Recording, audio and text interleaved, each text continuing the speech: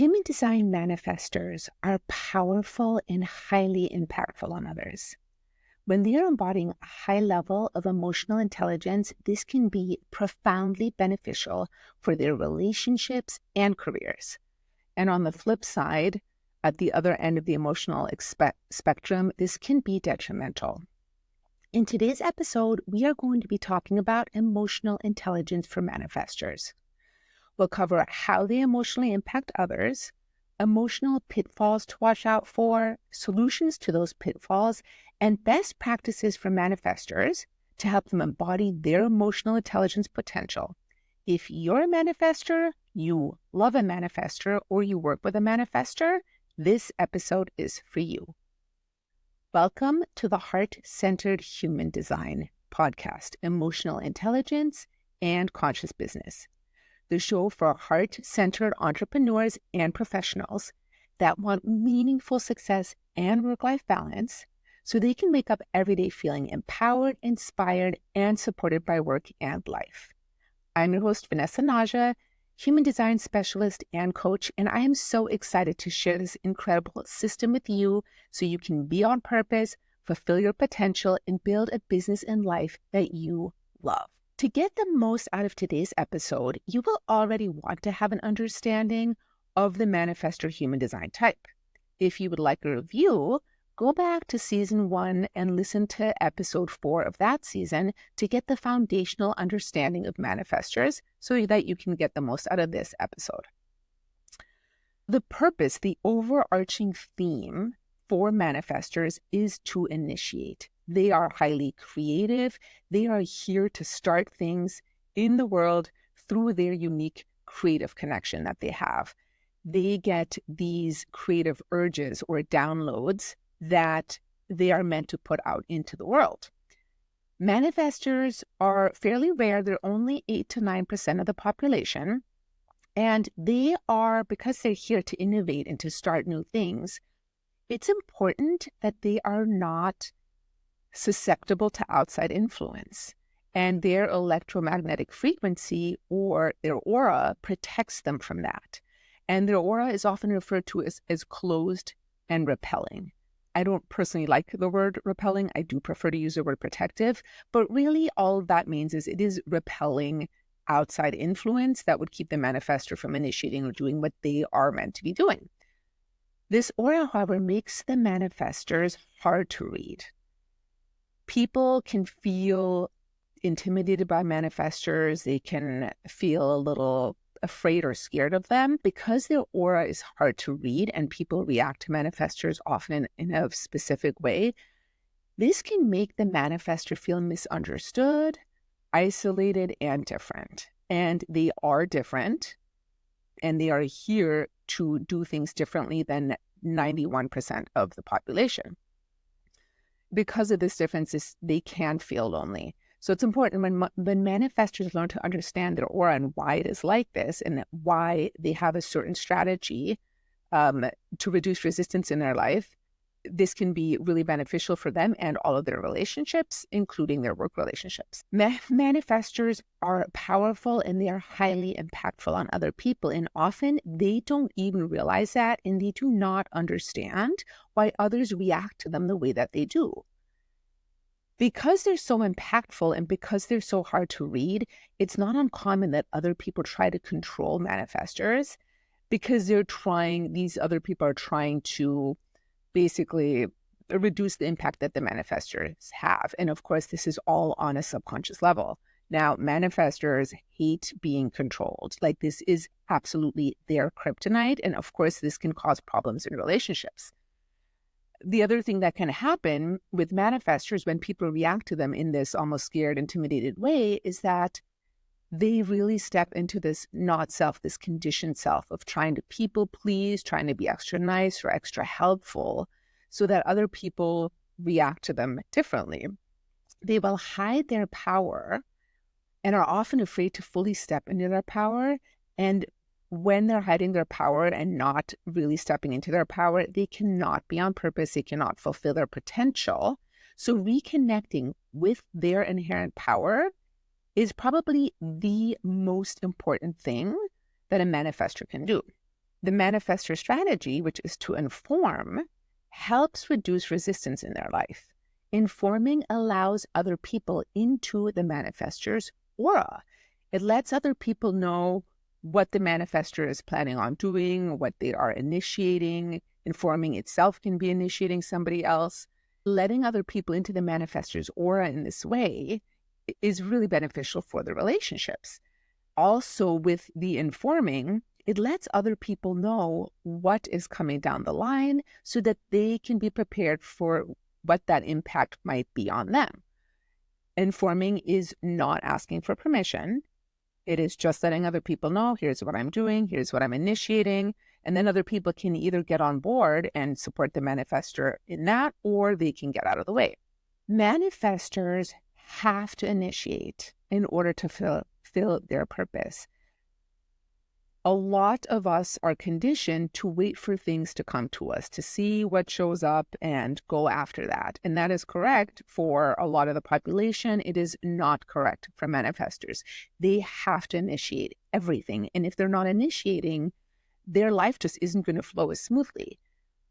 The problem that comes up here is that inherent with initiating something new is the fear of rejection. So manifestors can often struggle with the fear of rejection because initiating can result in rejection.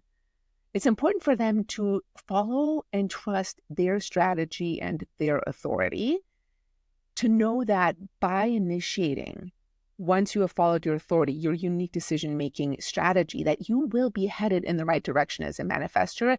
And that can sometimes include painful lessons, because that is part of life. We are all here to learn and grow, and we're going to experience some painful lessons, challenges, struggles. This is what makes us stronger. This makes us smarter. This is what we are part of our process. So knowing that that is going to be part of life no matter what is really important, and that trusting that by following your strategy and authority, even when you do get rejected, and it will happen, this is part of the lesson. This is part of what you're working on, and the people that are for you are not going to be rejecting you. You can almost think of that saying, rejection is protection. So creating resilience around rejection and really owning their power is key for manifestors. They have to do this in order to really fulfill their highest potential and be on purpose. Manifestors receive these creative urges, these urges to do, to create, to start something new, to initiate, and often they're brand new things that have never been seen before, and they can seem unreasonable. But the manifestor really has to follow their flow and their creative urges. This flow is a non-verbal inner flow. And when their flow is interrupted, this energy can really, it comes out as anger. And this can be as simple as, if a manifestor is in their flow, they're really doing their thing and creating in the way that they love, and somebody can ask them just a simple question, just a very innocent question, and that interrupts their flow, which can result in that not self theme of anger. And to remember, the not self theme is type specific. Everybody's going to experience this at some point in their life. But for manifestors, if you're angry all the time, you want to be looking at your strategy and authority. Informing can look as simple as letting somebody know, hey, I'm going to be stepping into my office. I'm going to be doing some work. I would like to not be interrupted, and I'll let you know when I'm done. That eliminates that possibility of being interrupted and having your creative flow disturbed and then experiencing that anger. Manifestors also like to be informed by others. So this is really helpful for people to know that are in relationships with manifestors or working with manifestors.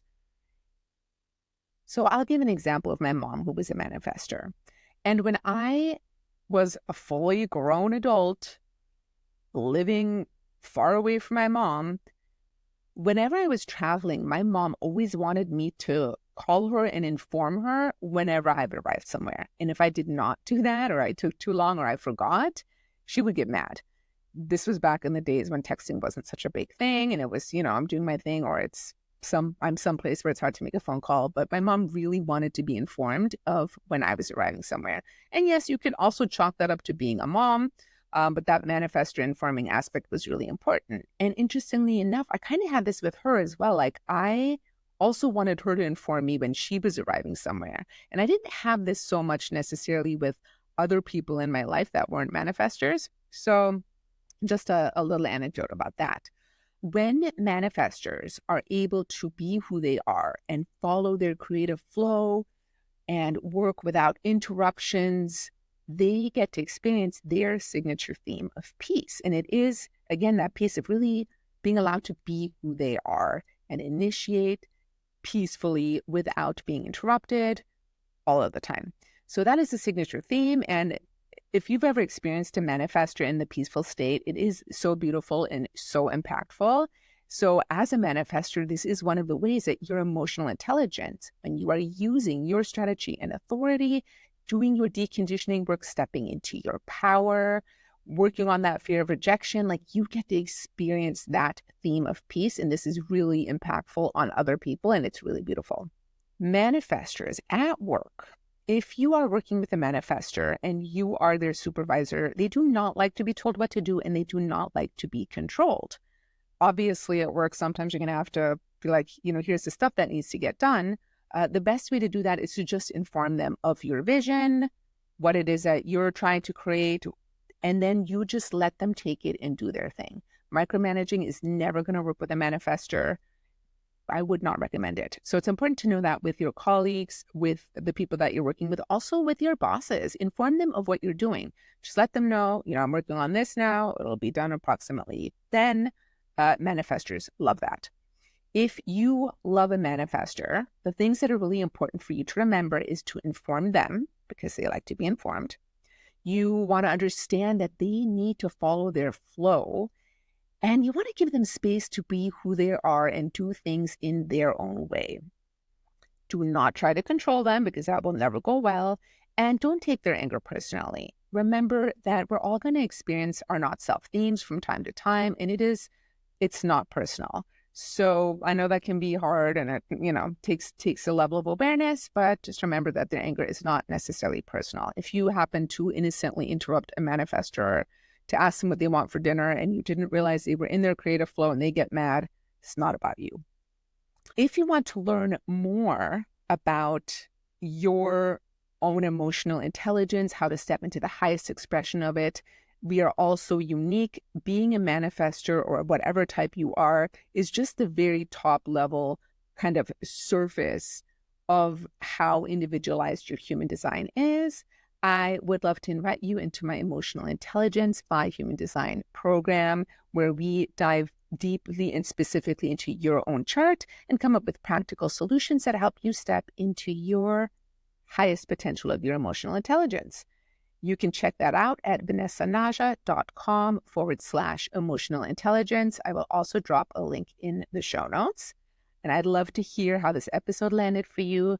Please give me a shout out at HD Vanessa Naja on Instagram. You can send me a DM. I would love to connect with you, and I will see you in the next episode.